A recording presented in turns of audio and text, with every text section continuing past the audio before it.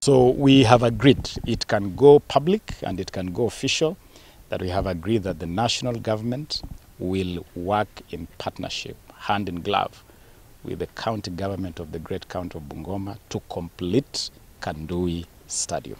Okay. And in doing so, we will keep in partnership. We have come with a technical team here, which is going to stay back to continue consulting with the county technical team, so that we now assist each other. We have also agreed that as we hasten the completion because of Madaraka Day, we'll also pay keen attention to the basics that would make Kandui a venue for international events. So things like changing rooms, the size, the quality of changing rooms, the number of changing rooms, things like lighting, to have floodlights so that we can even play night games here, okay? Things like having a quality pitch, access, circulation of funds, parking, to have sufficient parking, all those spaces that are necessary, VIP rooms and access to the VIP spaces, expansion of the VIP pavilion, all those are things which we are going now to work in partnership. We are going to work together to make sure that we fulfill all those things. Tarehe 1 mwezi wa 6 siku ya Madaraka Day itafanyika katika kaunti yetu ya Bungoma.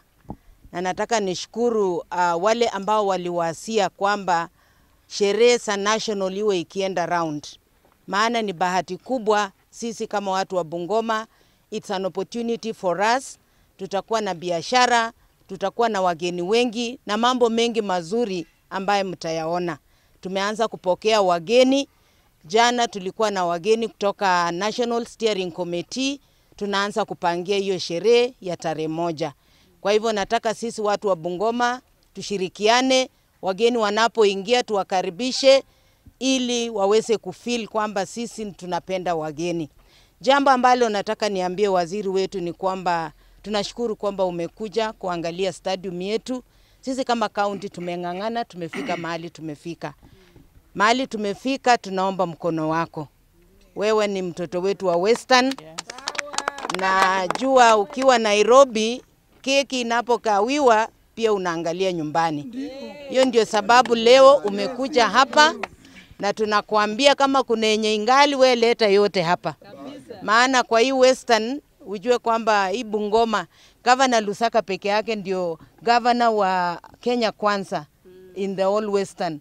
So kama kuna kazi ndakana ifanyike kabisa ni hii Bungoma, ili hata gavana wetu ajue kwamba kumbe si kumake a wrong choice.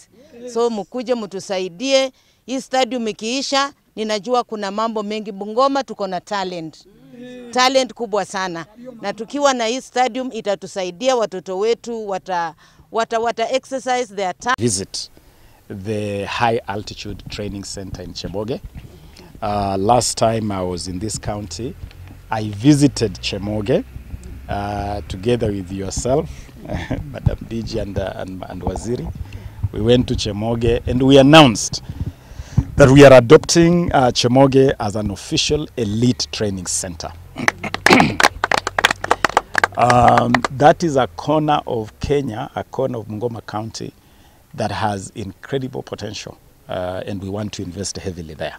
Okay, so hatujasahau High Altitude Training Center Chemoge. It is still very much in our frame, and we are going to be supporting it to become an elite training center. We want to see more talents out of Bungoma. Let me thank Governor Lusaka, who has officially welcomed us here, even though he's not here with us, but he has officially welcomed us here. You have represented him well. We wish him well. We are very proud of Governor Lusaka. He is our only Kenya Kwanza governor in this region, and that is a factor we are very proud of. Kuhusu gharama ya kukamilisha uwanja huu, hatuko kwenye nafasi ya kukupatia takwimu sahihi, kwa sababu ndio sasa tumeanza udadisi. Our technical team just arrived here yesterday. Na wameanza hiyo kazi. We need to check the span of the terracing all round, okay? We need to check the space available. We need to check the seating capacity. Stadia is normally costed based on cost per seat. So after we determine the seating capacity, if for instance we determine the seating capacity is 20,000 or 25,000, then tutaweza kupiga hesabu, tujue gharama halisi. So if I gave you any figure now, I'll be speculating. We will allow our people to work closely with the county government and the technical team. After they have done the designs, what we have here is our phase one. The pavilion and the pitch is phase one. Now we are progressing with the county government to finish phase one and then start phase two. All that needs to be properly assessed and given accurate costing, and then we'll make it public. We have agreed on completion of Buhungu Stadium to international status for purposes of hosting some forthcoming international events. As Buhungu hosts international events, we cannot afford to leave Kandui behind. Yeah. Kandui has to be part of that progress, and so I'm happy to announce today that we have agreed with the county government of Bungoma that we are going to work in partnership. We are going to work in partnership to complete Kandui Stadium. I really want to congratulate the county government of Bungoma for the investment you've already made here. Governor, my very good friend and brother, His Excellency Governor Ken Lusaka, has been very keen on investing in infrastructure for sports and the arts and the creatives. You have already made some significant steps here. You have made good progress with the VIP pavilion. You have already made progress in starting to prepare the playing surface, the pitch. And I'm very pleased with the plans you already have in place, which are progressing. Now, we have agreed as national government that we are now going to come in to support, to supplement the good work that the county government is already doing. Yeah.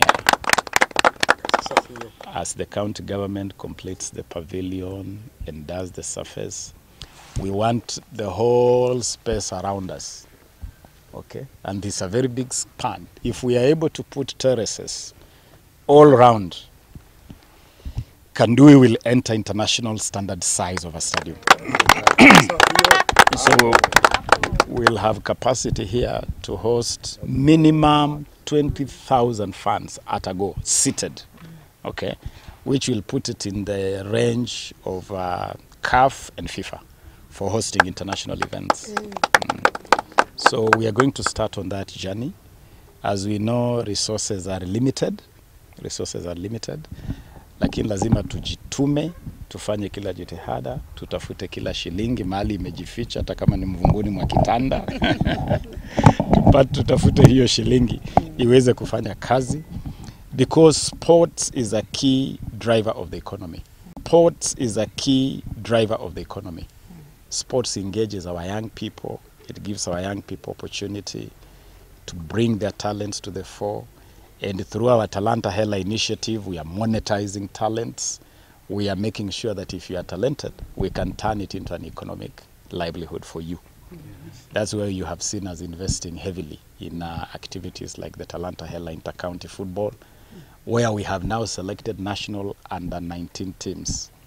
We are sending those teams to Spain in March for special training, because starting September, for the first time, Kenya will have a team in the FIFA Under-20 World Cup qualifiers. And those are young people who we selected from all over Kenya during the Talanta Hela Inter-County tournament. And they're young people from all over the place.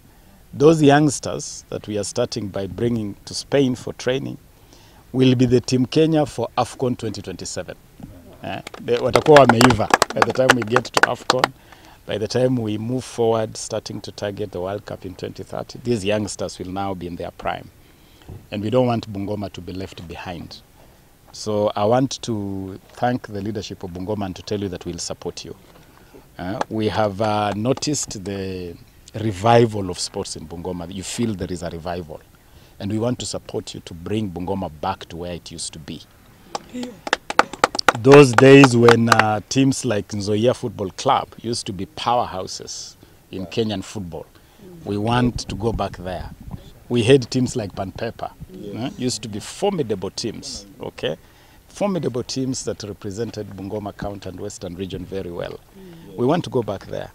The other day, I offered some support to Bungoma Queens, okay? Which is now our girls team, because I want you to take it very seriously. What is good for the goose is also good for the gander. What we do for boys, we must do for girls.